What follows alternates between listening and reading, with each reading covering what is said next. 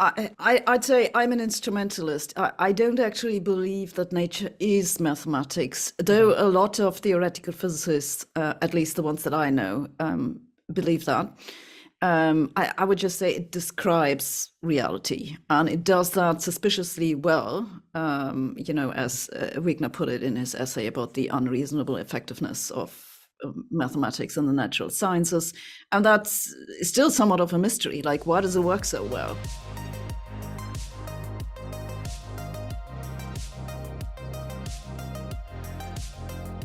Sabine Hossenfelder is a science communicator on YouTube, just like me, but very much not like me.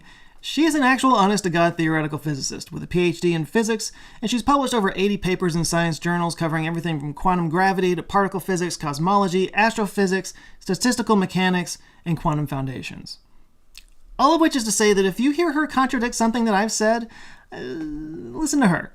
She's an actual expert on this stuff. She also recently published a new book, Existential Physics, A Scientist's Guide to Life's Biggest Questions, which sounds right up my alley, kind of stuff I cover on my channel. So I wanted to get her on here to talk about being a science communicator from the perspective of an actual scientist. And from there, it went to all kinds of places, as you might expect, but I'll let you hear that for yourself. I just wanted to say thanks to Sabine for taking the time for me. Really enjoyed getting to meet her, so why don't we just jump into it? Here's my conversation with Sabine Hossenfelder. I've always wanted to ask, your channel says science without the gobbledygook. What exactly is gobbledygook in your mind? Gobbeldygook, fancy sounding blah blah. Okay. I took this word from a quote which is actually in the beginning of my new book from what's his name, Nicholas Kristof, the guy who writes for the New York Times. That scientists phrase their insights in terms of gobbledygook and then hide it in obscure journals where no one can read it. So this is where I took it from. Originally, I wanted to call it science without the spin. Oh, okay. And then I realized, okay, people are going to misunderstand it. Because spin and physics, means something else, and so I was looking for a replacement for spin, and that's what sprang to mind. So it's science without the angular momentum. Exactly, that's what I'm afraid they'd understand. Which sounds more like gobbledygook, actually. So was that kind of your original motivation for like? I mean, obviously you've been writing books and articles and stuff for a long time, but when you say like science without the spin, it kind of sounds like you wanted to counter some, let's say, bad communication in science that's been going on. Is that accurate?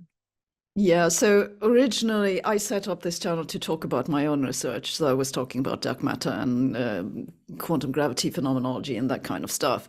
But over the years, I've been doing a lot of freelance writing for quite a variety of outlets. You have to write a pitch and you send it to the editor, and the editor says either yay or nay. And I found this a very frustrating experience because a lot of times the stuff that I thought was interesting or that just had to be said didn't go past the editor's desk. They were like, no, it's not timely enough, it's not interesting enough, people aren't going to read it, it's not going to sell, basically. That's the major problem. And so I thought, well, then I'm just going to be my own editor. And so over the course of time, my channel drifted into this more general scientific, newsy stuff, like what's going on, what's the stuff that you actually need to know. And as you've probably noticed, a lot of the stuff that I talk about is fairly general background stuff. Is not the kind of stuff that you would get published in your typical newspaper, magazine, or so on. It's just too boring in a certain sense, and I stand by it. I'm like, I'll feed you all the numbers and the data and the facts. Also, like, so you're talking about sort of more mainstream editors that were kind of turning stuff down because I guess it was too nerdy or whatever. but not so much like the scientific journals. That's obviously a different thing. Oh yeah, I was talking about popular science stuff. Gotcha. Yeah. Okay. I'll always have to ask people like you when I have on here that are actual experts in these things, because I am not. I kind of just fell backwards into science communication because I just had a little bit of a nerdy streak to me, and I started doing, comedy videos, and then it was like, hey, let's talk about science stuff, and then, wound up working. But I'm not an actual scientist remotely, and yet I talk about this stuff, and I'm always really self-conscious about like, oh, am I doing this right? Am I saying the right things? And I always want to ask people who come on here who are actual, scientists and PhDs and stuff. It's like, am I okay doing this? Is this okay that I'm doing it? You're doing a very good job. Actually, I think there's, it's probably easier if you come from it that way. So in my case, it was exactly the opposite. I started from science communication and fell backwards into comedy stuff, which is far worse. But no, you're doing a pretty good job. And one of the biggest problems that I see with people who have a science background, they've made a master's degree or they've made a PhD and they did some research and then they went into science writing, is that they have a hard time communicating with normal people. Let me put it this way. It just becomes too technical. They have gotten so used to all those technical terms that they don't really understand how much effort it takes to keep track of it. And that's a trap which you don't fall into. And I think it's one of the reasons that people like your channel. It's like you actually get it across what you want to say. Well, I've made the argument many times that if I can get myself to understand a topic, then I can get somebody else to understand it, because I'm not an expert on that kind of thing. So if I pat myself on the back for anything, I guess it's that. But I always still worry that like the last thing that I want to do is put more misinformation into the world, and get something wrong. I would sort of I don't know, calm myself down by being like, you know what, you're just kind of getting people interested in the subject, and then they can go and look into it further. And if you get something wrong, then they'll find that out later on or something like that. But I still don't like the idea of getting things wrong. And I get a little self-conscious about it, but Oh, well, I have exactly the same problem. It's like my nightmare. One of those days I'm going to get something important really, really wrong. And so far it's been some minor things. But yeah, I lose sleep over this. That means we're good people, right? Well, that's what I like to think. Because we don't want to, contribute to that. Yeah, but I also have to say like that YouTube is like, it makes it pretty hard to get things right, because you can't correct it. Like if you write and you put it online, you can just, change it and then put a correction at the bottom. But in YouTube, it's like you either take it down or you stick with it. I miss the annotations. They used to have that. You could put a little like box up on screen to say like, "Oh, I was wrong here" or something. You can correct yourself. You can't do that anymore. Exactly. I've been leaving comments on the creator channel about this for a couple of months, saying that I want them back, because it's so frustrating. If I get something wrong, and there'll be 1,000 people pointing out. It was something like recently I said microsecond when I should have said millisecond or something. And then you put it in the info below the video, but of course no one looks there. So I have to reply to all the comments saying, I'm so sorry I got this wrong. Yes, you're completely right. It should have been millisecond. I'm so dumb, blah, blah, blah, blah, blah, blah, blah. And I'm like, if I could just put the thing directly on the video saying, should have been millisecond. I'm so sorry. It would just make things easier. Yeah. Sometimes when you're lucky, you can catch it before it goes out and you can put a little text on screen in the editing, but it's usually way after. And isn't that like the worst? Because I have a video that just came out today. It's always the worst feeling when you like go into the comments and like the very first like 3 comments are like correcting you on something you got wrong. It's just like, oh God, seriously? Because it's just like that creeping sense of like, do I need to take this down? Is it that bad? But I usually don't. Trust me, I know the feeling. I guess it's a universal thing for people who do what we do.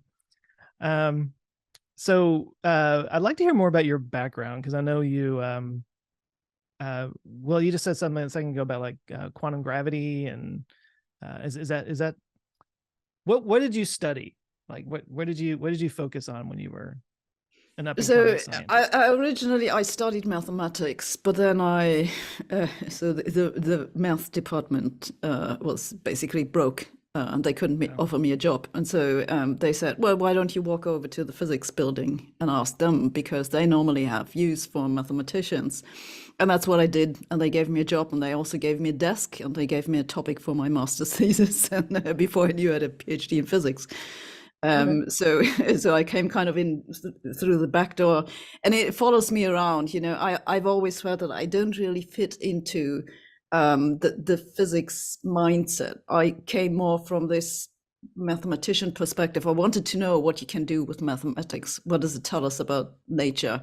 How much can it tell us? So, after a long time of erring around through various parts of the foundations of physics, I've now settled on an institute for mathematical philosophy, which, I finally think maybe I'm actually getting where I wanted to be in the first place. Okay, that's interesting. Can you talk further about that? Like what when you kind of tie mathematics into like the physical universe, like I guess when I start talking about quantum stuff, and they say that, everything is probability states and stuff, and it's like, that's just math. Like it just kind of all becomes math at some point. Or if I was British, I would say maths, but that's a whole different thing. I mean, yes. Is that kind of where you're coming from in terms of like how math controls physics and stuff? Yeah, so I'd say I'm an instrumentalist. I don't actually believe that nature is mathematics, though a lot of theoretical physicists, at least the ones that I know, believe that. I would just say it describes reality, and it does that suspiciously well, as Wigner put it in his essay about the unreasonable effectiveness of mathematics and the natural sciences. And that's still somewhat of a mystery. Like, why does it work so well? So that certainly intrigues me. But it's also like, I always have this question, like, why is it this mathematics, and why not some other mathematics? Like there's a lot of mathematics that we do not use to describe the universe. Why not? Right? Why this particular piece of it? And what can we learn from the mathematics that we have already found? And also, if you look at the mathematics that we currently use, what's wrong with it? Like in particular, when it comes to quantum mechanics. So that's actually, what my research at the moment is about, is trying to figure out just exactly why do we have problems with quantum mechanics? And, I look at it very much from the mathematical perspective. I'll jump back to Sabine in just a second, but first let me tell you about today's sponsor, NordVPN. So, look, we're a lot more mobile these days, which is cool because you can work from anywhere, which I guess also means that you can never get away from work, which kind of sucks. But this is the world today. What can you do? Well, one thing you can do is protect yourself while you're in unfamiliar Wi-Fi networks with a VPN like NordVPN. NordVPN kind of lets you operate on stealth mode around hackers and other dirty Wi-Fi shenanigans because it basically fools the network into thinking you're somewhere else. NordVPN lets you pick a region of the world, which means you can get access to things that you wouldn't normally be able to access. Like, say you're on Netflix and you can't find your favorite show on it. It might just not be available in your region, but change your region to somewhere else, that show might magically pop up. It's a little sneaky, but hey, it works. But that's just the start. NordVPN also offers threat protection, so if you accidentally click on malware links, which are all over the web, by the way, it'll put a stop to that before it even gets a chance to do anything. And then you've got the dark web monitor. It'll actually let you know if your passwords or credentials get leaked anywhere on the dark web, so you can keep track of that. The point is you can feel safe and protected when you've got NordVPN. Each account protects up to 6 devices, and they've got 24-hour support. So if you're new to VPNs, maybe feel a little intimidated by it all, they're there to make it comfortable and make it easy for you to do. Just go to nordvpn.com/CWJ, like for Conversations with Joe, CWJ, to get started. And if you sign up for their 2-year plan, you'll get 4 months free, and that's at all levels, even their deluxe complete levels. So it's not just the cheap stuff that you get for free. Everything. Free 4 months. Plus, they've got 30-day money-back guarantees, so you've really got nothing to lose. If you've never tried one before, you can give it a try. And if you don't like it, you can cancel. You're out of nothing. So, trust me, this isn't something you want to learn about the hard way. Go do it. Protect yourself. That's nordvpn.com/CWJ. It's good for you, helps you feel safe, and it helps support this podcast. Thanks to NordVPN for supporting this episode. And now, back to Sabine. Yeah. Well, is that age old question, and I would love to hear your opinion on this. Is is is math invented or discovered? Yeah. Well, I would say it's kind of both, right? So we discover some part of it, but we invent the way that we deal with it. So I know that's kind of a lame, it's kind of a lame answer, but I don't feel strongly about it one way or the other. As I said, I'm very much the instrumentalist. I'm like, okay, it's there, it's useful, then let's use it. Like, who cares if it's discovered or invented? Okay, I got you. I have to imagine that you get a lot of emails and messages on social media from people that want to run their grand theory of everything by you. Yeah. Does that happen a lot? I It happens to me, and I'm not an I expert. wrote a song about this. I don't know if you've seen this. I wrote a song about this, about people sending me their theories of everything. I just literally 10 minutes ago discovered that you had a channel where you did music. I didn't know this until just a minute ago. Yeah, I get this a lot. And I'm always sorry. Like, I'm honestly sorry that I don't have time to help those people. I just can't. It's just, I wouldn't do anything else. And I'm saying this because those are people who are like really, really enthusiastic about physics. Yeah. They spend a lot of time on it, and they're really trying to understand it. And most of the time, their problem is that there's a big gap between popular science and textbook science, and it's really difficult to bridge this gap. And it adds on top of this that you have a lot of science communicators who try really hard making things sound simple, and they're actually good at it. So people get away with the impression it's actually really simple. Yeah. But then, it isn't quite as simple as they make it sound on YouTube. I'm guilty of that. Actually, I always am very careful to be like, I don't understand this. I understand it only at this level.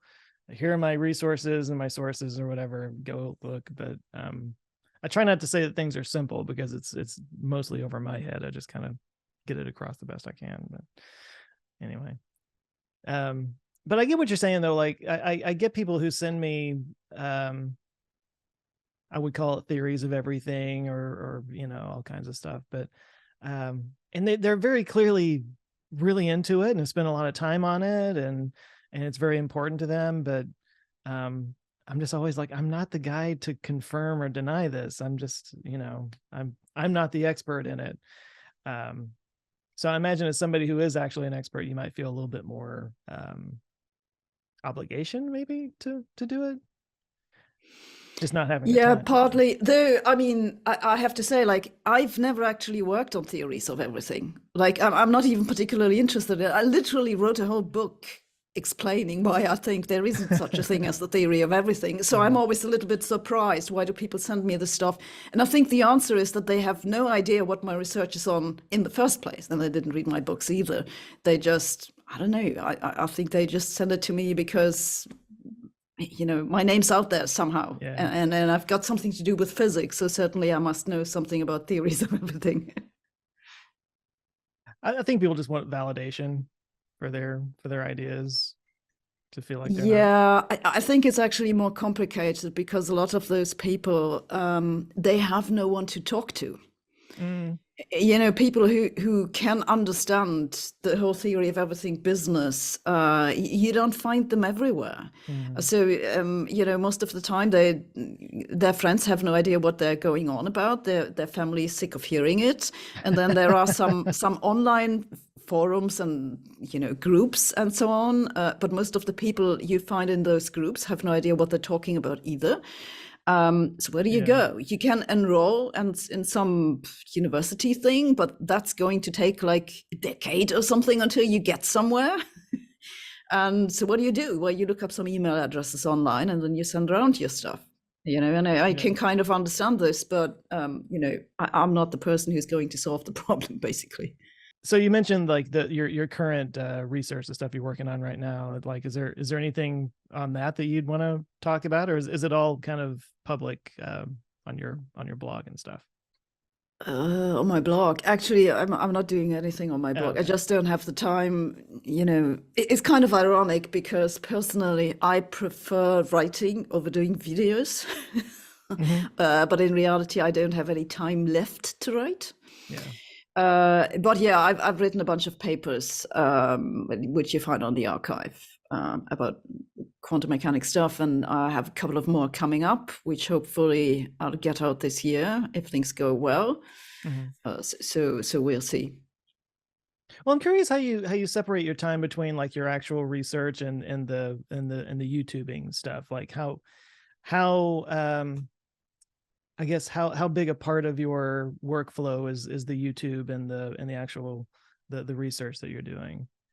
Um, It kind of fluctuates wildly. So at the moment, I actually don't get paid for my research, which is why I've been focusing on the science news stuff. mhm. But I hope that in a couple of months I'll go back to doing research. And then I've always been the person who has phases where I just Oh have yeah. to do research. So there'll be a couple of months where I'm like really working really, really hard, like basically day and night thinking about this one thing because I have to sort it out. And then Hmm. I'd write like 3 papers in a week. This is how my brain works. Hmm. And then for a couple of months, I'll be so exhausted. The only thing I'll be doing is writing scripts about how terrible quantum mechanics is or something. So it's kind of it's difficult to answer for me the question. Yeah, I understand the phases thing. I do that myself. I'm like I'm always falling off of some wagon or developing a habit and then like getting off that habit or something, or falling down a rabbit hole of some specific topic. And then next thing you know, I've got like 4 videos on the Victorian age or something, Um, do you feel like, just some YouTube shop talk, but are there certain specific topics that you feel like you kind of have to cover? Are there things that you want to step outside of your normal sort of content and just talk about things that are interesting to you, but you feel like you can't, or maybe the videos don't perform as well? I know that's the case for me. There's a lot of topics that I would love to talk about, but I know that like it's just not my channel, Yeah, I totally know what you're talking about. So it's one of the reasons why I started doing these weekly science news, is because we have a pretty long lead time for the normal Saturday videos. It's something like 4 to 5 weeks, and if there's some headline coming up, I get a gazillion questions for comments from people on social media, and then waiting 5 weeks to comment on the thing. It doesn't make any sense because by this time people have forgotten what the headline was in the first place. So one of the things that I do with the science news is to comment on some recent headlines. Like there was like a couple of days ago, I don't know if you saw this, like there was this big headline that actually black holes are dark energy. So I'll be talking about this on Wednesday, because I kind of feel like I have to talk about it. Like people expect me to say something about it.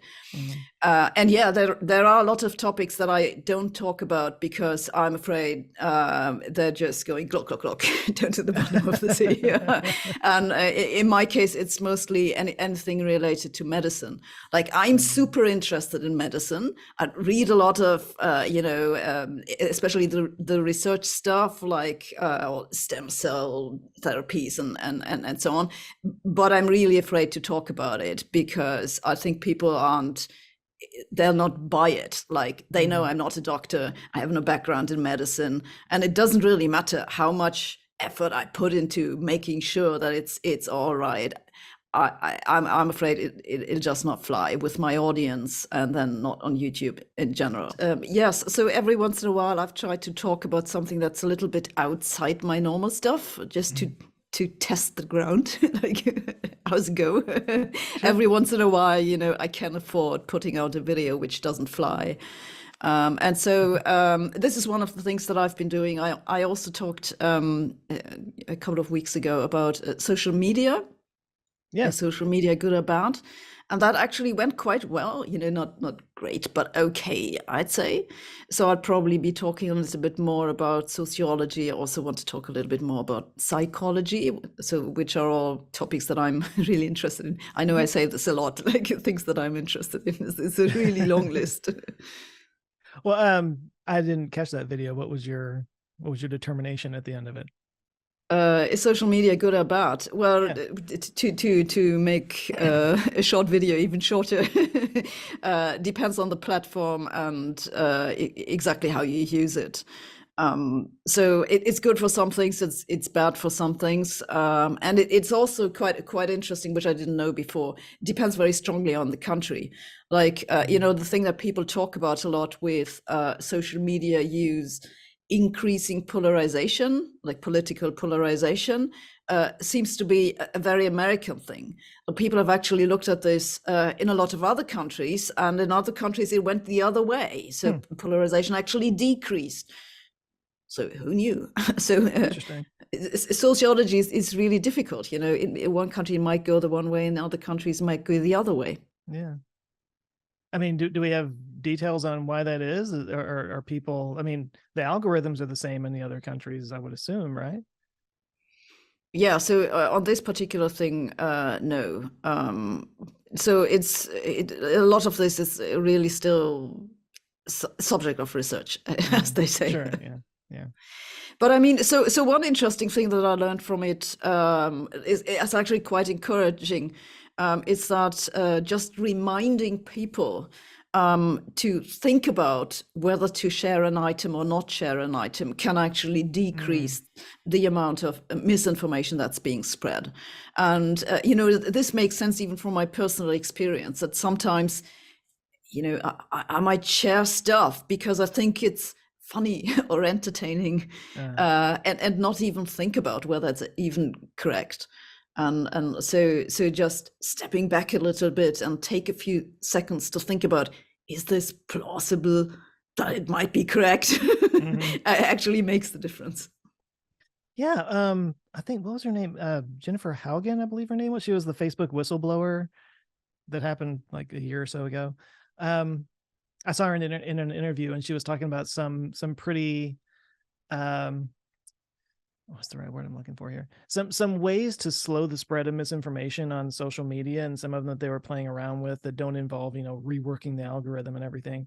But she was saying one of their ideas that never got implemented, and I think this is a pretty good one, was that an article could only be shared like 2 times before you have to literally cut and paste the URL into a Facebook status.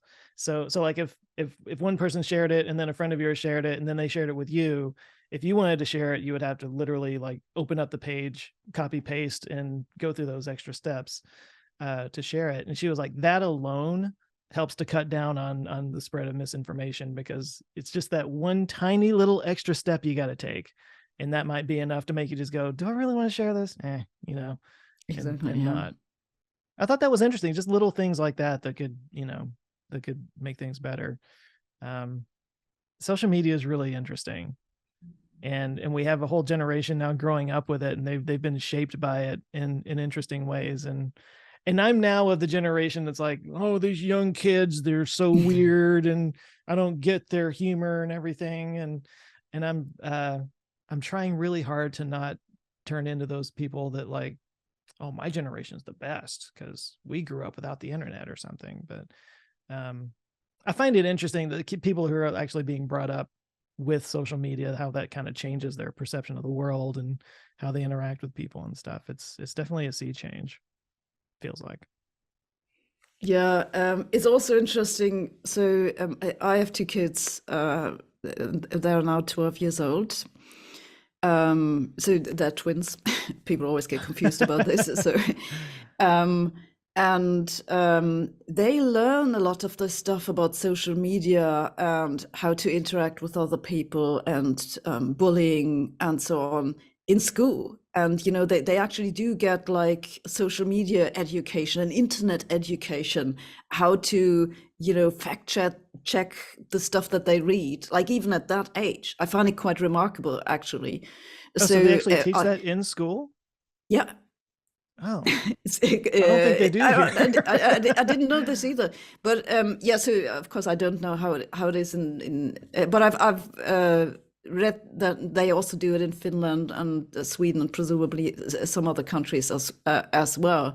And so I kind of feel they actually, they do get a pretty good start, actually, probably better than we did, because we had to make all the mistakes ourselves. Yeah.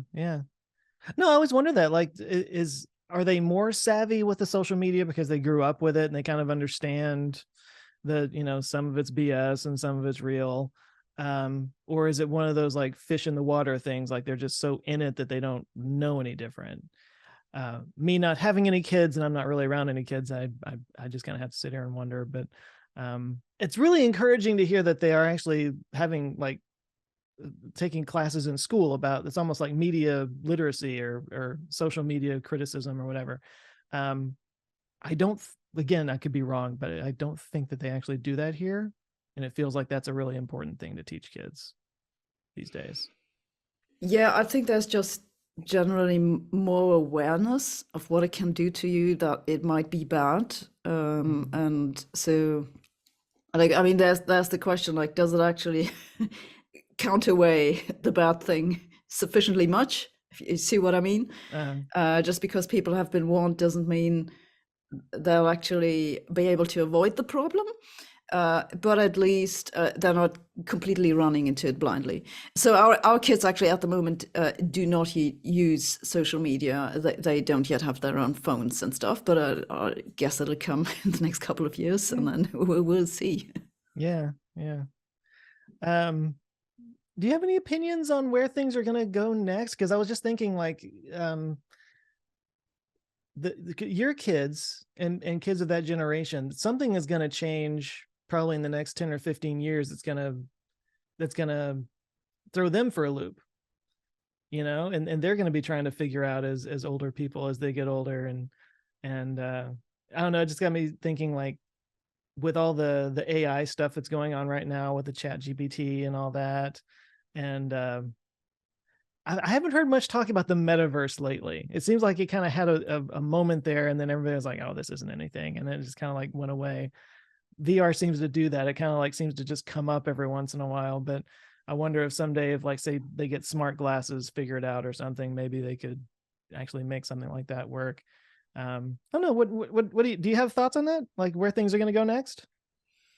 Well, so I don't know about 15 years, but I mean, at the moment, it's like AI is the thing, like for images, videos. We're going to see this much more on YouTube. People will just be trying it out. At the moment, it's just too difficult, but when it becomes really mainstream and everyone can use it, we're going to see it all over the place.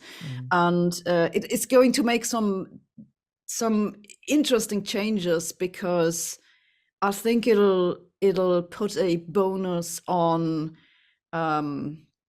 authenticity, if that's what I can call it. Sure. If it becomes so easy to fake something, I think it'll convince people that a real human being is worth something. So this is the one thing that I expect, but in a fairly near future. And there's been a lot of talk about what AI chatbots are going to do to writing. But I actually think what the next big thing that's around the horizon are robots. Because that's been kind of building up, robots are now good enough to actually walk around, and with artificial intelligence, they're safe enough. Let me put it this way. But at the moment, they're just too expensive. Like, they're just one of type, basically. But this research is developing so rapidly that I think, like, in the next 5 years or something, we're going to see like this real boom of consumer-oriented products, all kinds of robots that you'll be able to buy. And at the beginning they'll still be expensive, but costs will go down rapidly. And then we'll have to see how do we integrate robots in our daily life. Yeah. And then the thing with the metaverse, I think it's one of those ideas that where the time hasn't quite come, but it'll come eventually. I think it's really just a matter of time. Eventually we'll get there, we'll do everything in 3D with some fancy glasses and whatnot.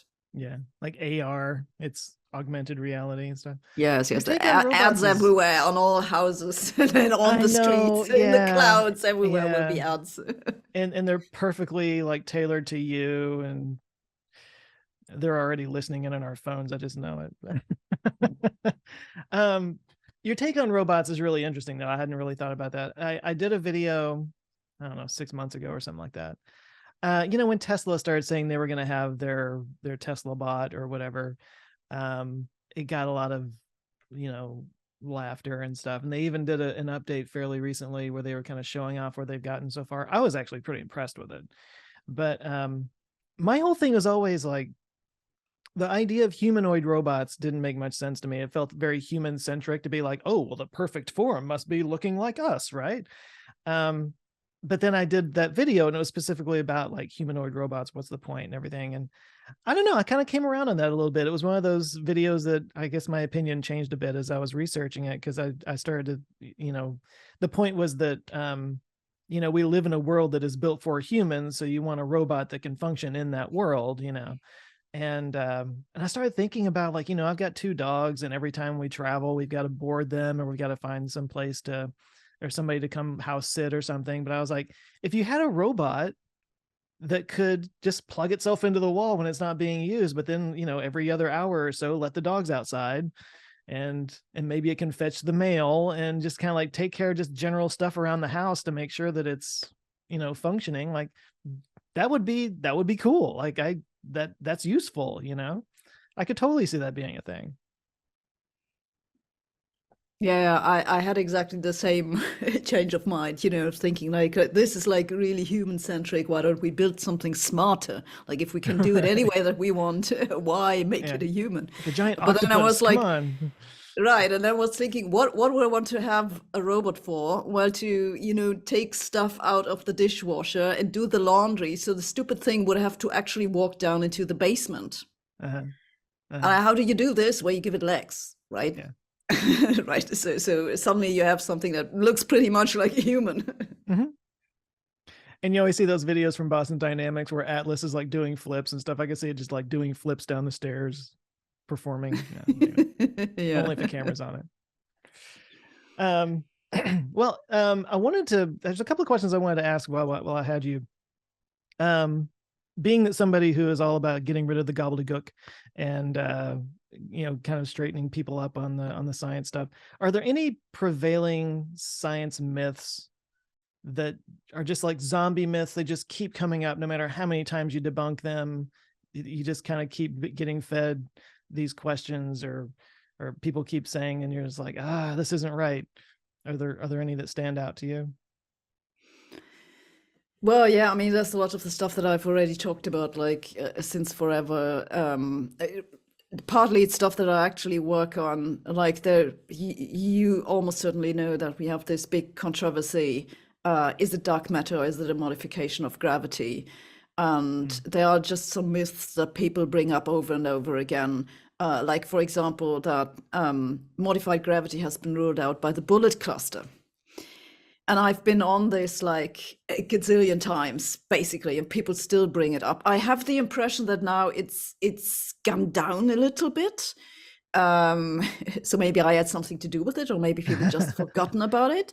But yeah, so the thing is that if you actually look at the literature, no one claims this. Like this is like a popular science myth that actually, through the back door, has also infiltrated physics.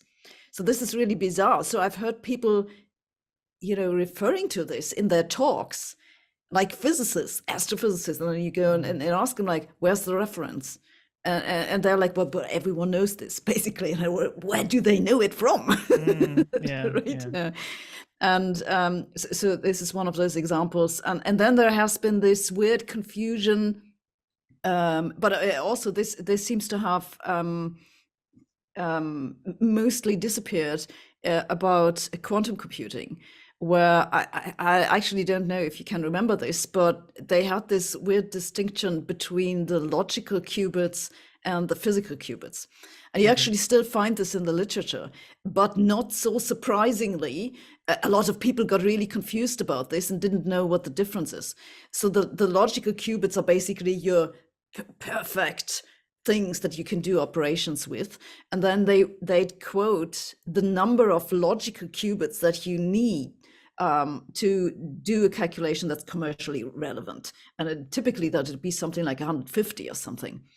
And then when people started putting out their first quantum computers with like 25, 50, and then 60 and so, people got really excited because we're getting close to this 150 so quickly.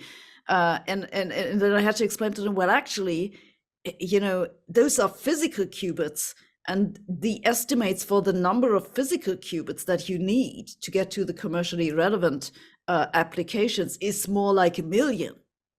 Oh, wow. And when I said this the first couple of times, people wouldn't believe it. I'd actually, this is why I have a standard go-to reference from an NAS report 2018, where they actually have a table where they have those numbers. So I'm pretty sure it's actually correct. So what's happened in the past couple of years is that people have just stopped talking about those logical qubits. So at least I haven't heard it for a while. So those are the ones that much really matter. Depends on how you see it. Like like the logical qubits, if you want to know what it takes to actually do a calculation, like in the maths, then the logical qubits are the ones that you need to think about. But in reality, like in the real world out there, it's the physical qubits are the things that you need to build. And those have errors, and you need to take into account those errors. This is why the number of physical qubits is so much larger than the number of logical qubits. So it's one of those things. And then there was a related thing that people got confused about is that you need quantum cryptography to be safe from hacking by quantum computers. Which is not correct, because there are actually classical non-quantum cryptography schemes that, at least for all we currently know, can't be cracked by a quantum computer. It's somewhat confusingly called post-quantum cryptography. And they've partly renamed this now to quantum safe cryptography, which is still quite of a mouthful, but a little bit more descriptive. Yeah. So there have been a couple of those things where I've tried to weed things out, and I think I've kind of been semi-successful. Oh, the thing with the nuclear fusion gain was another one of those. Yeah, lots of headlines around that. Yeah. So, but yeah, I think it's actually, it's worked to some extent. At least the people who care about it, like who are really interested in nuclear fusion, they know by now that the numbers that you typically see quoted in those press releases don't capture the entire amount of energy that was actually used for the reaction. Yeah. Well, I mean, how do you feel about that, though? I mean, is it still a big step in your mind? To get to nuclear fusion to be commercially relevant? It's quite some. I'm actually working on another video about nuclear fusion startups. So there's a lot of good stuff happening there, but as so often, I think that people are a little bit too over optimistic. I'm pretty sure eventually we'll get there. It's we know that it works. Like in principle, we have all the theories sorted out, and it works the way that we expected. It's just an engineering problem. But a big one. Yeah. I always, whenever I look at things like that, I'm always like, there's so much money going into it, and there's so much money to be made from it, that it's almost like the most pro-capitalism thing I can say. Because there's money to be made, it's gonna happen.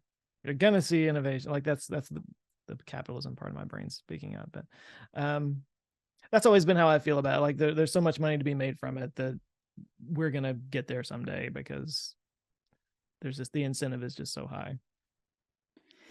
Well, When it actually, I comes to think that fusion. the money question is actually more difficult than the science question. You know, it's one thing for me to say scientifically they'll get it done eventually, you know, to get more energy out in total than they put in. Whether it'll make commercial sense, that's a much more difficult question. It's further down the road.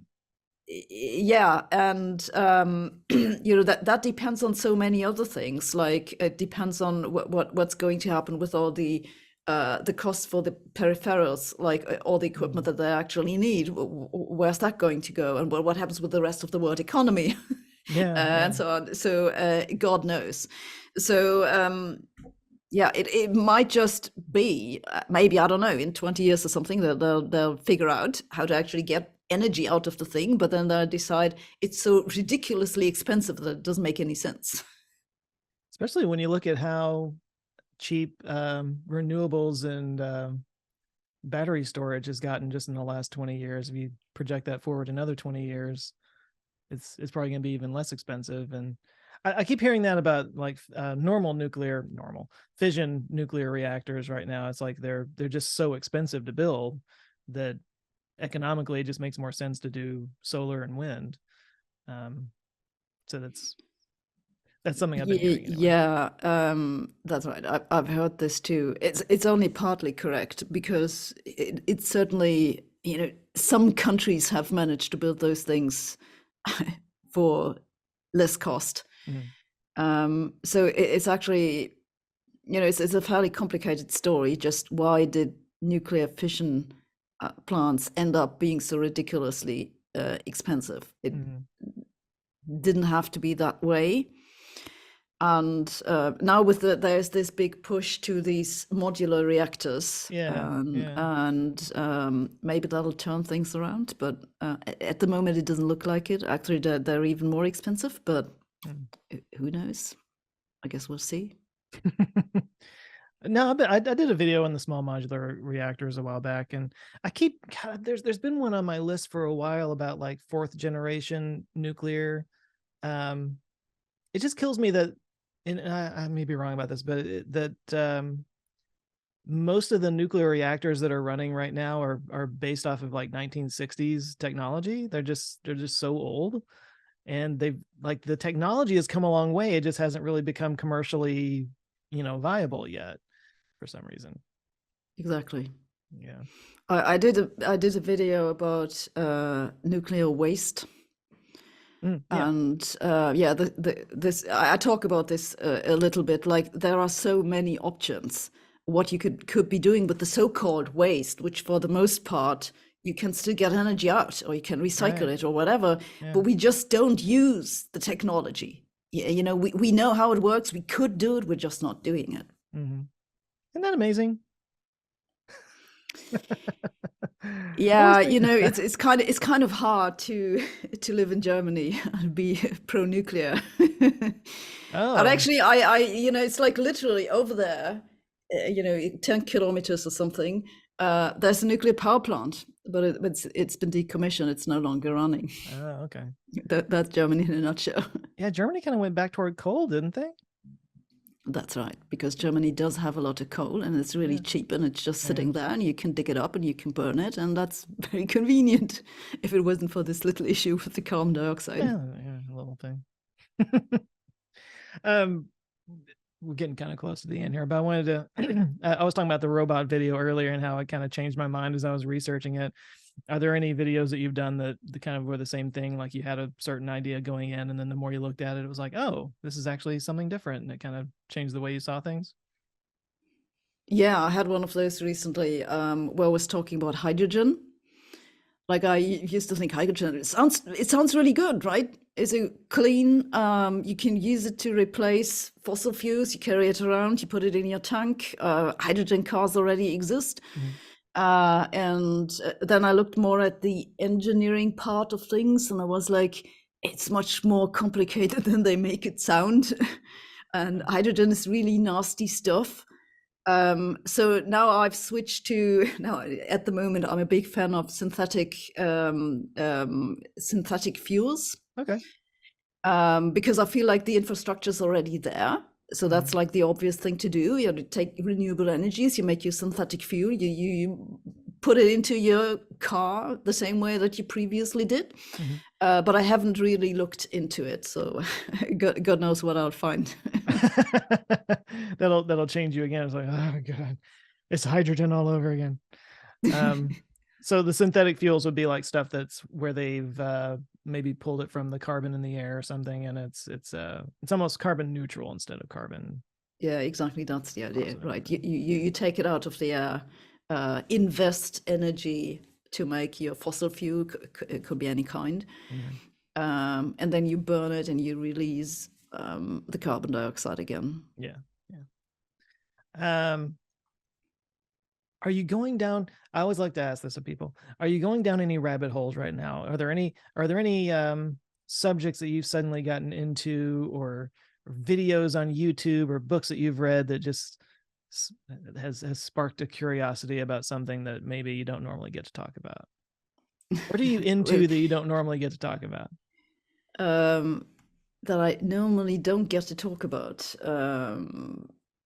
Well,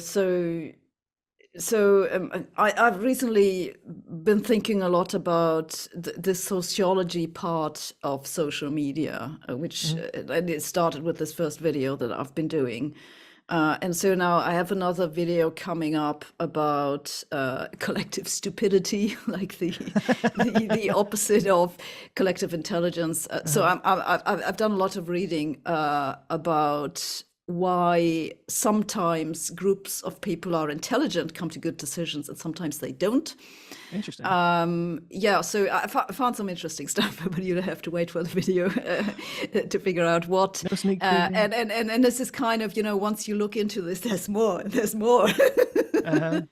So I'm still reading papers about the sociology of groups, and also the psychology, and there's a lot of stuff about those weird relationships that we're having with our audience.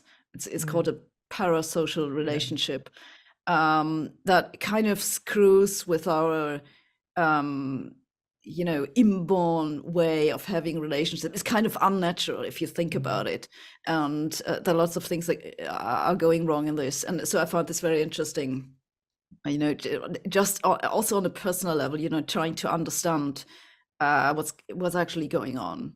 Yeah. I'm reading a book right now. It's called The Attention Merchants. And the reason I was reading it is because I've developed this theory about the world that, we're living in an attention economy. I didn't make this up, other people have, but that, attention is the current major currency of the world, and that explains a lot of really bad behavior that you see, especially on the part of public figures and stuff. And I feel like that explains cancel culture a little bit, that, it's not really so much about everybody really being righteously indignant about something. It's just piling on in a mob mentality kind of thing, and scoring fake internet points and whatnot. It's become a subject I've become really interested in.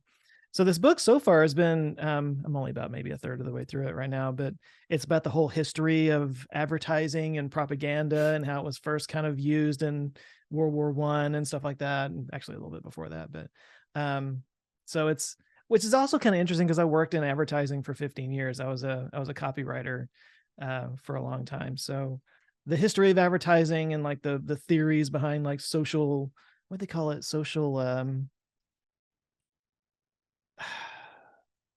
engineering. That's what it was. I think it was like consumer demand engineering or something like that was the term that they used. Anyway, it's all very interesting to me, and especially when they get into the propaganda of like, the Nazis and stuff like that, and how they, kind of used what had been learned in the advertising world and stuff. And anyway, it's a very interesting subject is what I'm saying. So I'm glad to hear you're on the case. Yeah, I've been thinking from this perspective of social media about this advertisement part, because if you put enough money into advertisement, you can kind of make everything look interesting. Mhm. And there is certainly some players, let me put it this way, who've done that, with climate change denial, and that kind of stuff. And so it becomes a really dangerous subject. Yeah. Well, it's something that's been on my mind a lot lately is, and I'm sure you can, identify with this, is that, YouTube being what it is, and you have to kind of like be as bombastic as possible in your headlines and your thumbnails and stuff to get people's attention to click on it. I'll put it this way. I have a guy who edits my videos. His name is Nick. And from time to time, I'll make a joke about something being clickbait, or whatever the subject is that I'm talking about. I'll joke about it being clickbait. And he'll make an over-the-top, ridiculous clickbait thumbnail as a joke, with all the circles and the arrows and all the thumbnail tropes and stuff like that. And on at least 3 occasions that I can think of, he made that joke thumbnail, and I was like, screw it, I'll use it. So I actually used it as the thumbnail to my video, and those have always performed better using a joke thumbnail. And so I get irritated because I feel like you're incentivized. Actually, it's beyond incentives. It's almost like you absolutely have to stretch the truth, almost to the point of misinformation in your titles and thumbnails, for it to perform the way you want it to perform in YouTube. And I'm constantly having this debate in my head over how far can you push it before you're just adding to the misinformation in the world. Even if in the video you're debunking whatever it is that you're talking about or whatever, and you're getting the right information out, most people don't actually click on the video. They just see the title and the thumbnail, and then that little piece of information is now embedded in their heads, and they're going to carry that with them. That's a big debate that I have going on, and I don't like that I have to have this debate. I wish it didn't work that way. It just does. Yeah, it's kind of like the thing with athletes, right? They're Right. like Hey, you're bringing it back, yeah. incentivized to push it exactly to the border where it becomes kind of illegal or really, really bad, and then you're hanging there just before the cliff, basically. Yeah. But YouTube, I find YouTube like really unpredictable almost. It's like some of my best ranking videos were on topics that I personally think are terribly boring. Yeah. Like, for example, my most watched video is about the question, does the past still exist? Like, this is about as far away from clickbait as you can possibly be. But there are like 3 million people have watched it. And this is special relativity, standard textbook stuff. There isn't even anything new in it. So, and I'm still surprised about this. I'm like, I've no idea what's so great with the video. I mean, it's not like I'm complaining, but you never know. My most viewed videos are all on like really dark topics. The biggest one for a long time was how long a severed head survives after it's been chopped off. Yeah, Seriously. I saw the thumbnail, but I didn't watch the video. I think I don't want to know how they found out. Well, that one recently got surpassed by a video on the worst human experiments of all time. Nice. Yeah, which was pretty dark too. So maybe I should just go real dark. Just go for it. I don't think anybody really wants that. But well, I didn't want to keep you too long, but I wanted to give you a chance to talk about your book, or like a chance to talk about places that I could point people to look into your work and everything. Obviously, there's your YouTube channel and whatnot. Like what else could you?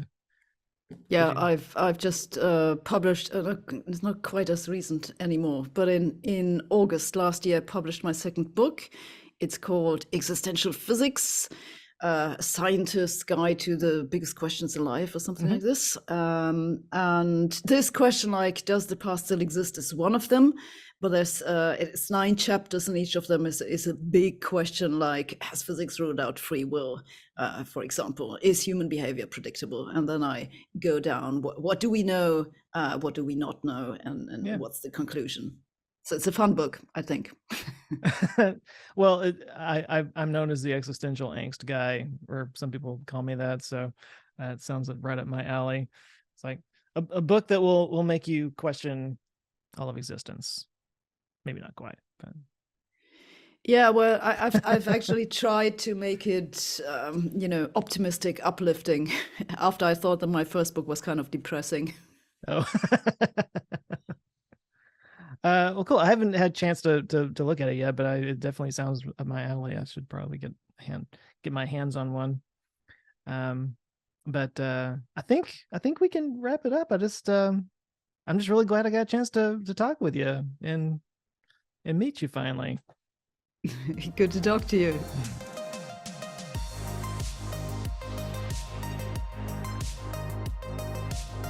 Big thanks to Sabine for coming on. It was a pleasure getting to meet her, and you can find her YouTube channel on YouTube. Her new book, Existential Physics, A Scientist's Guide to Life's Biggest Questions, can be found on Amazon, or pretty much everywhere you buy books. I'll put links to her website and social media in the description. One last little bit of house cleaning business. If you don't know, I do have a new website. It's kind of my new hub for all my stuff, my main channel, TMI, this podcast. You can find all my old interviews there, and as I branch off into more non-YouTube related stuff, you'll be able to find that stuff there too. Anyway, it's thatjoescott.com. So like if somebody were to say, which Joe Scott? And you say, that Joe Scott. You can also find all the merch around my channels there. Cool t-shirts, mugs, posters, some of it channel branded, some of it just fun that you can wear around. It helps support the channel, and it gives you something cool to wear. So there you go. This episode was produced by Kimmy Britt, edited by Bray Brown. I'm Joe Scott. You can find me at Answers with Joe pretty much everywhere on the socials. Of course, my YouTube channel is Answers with Joe. Anyway, thanks a lot for listening. Please do share this if you thought it was interesting, and a nice review on whatever podcast player you're using right now really does go a long way. But until next time, thanks, have a good one. Now go out there and start some conversations of your own. Take care.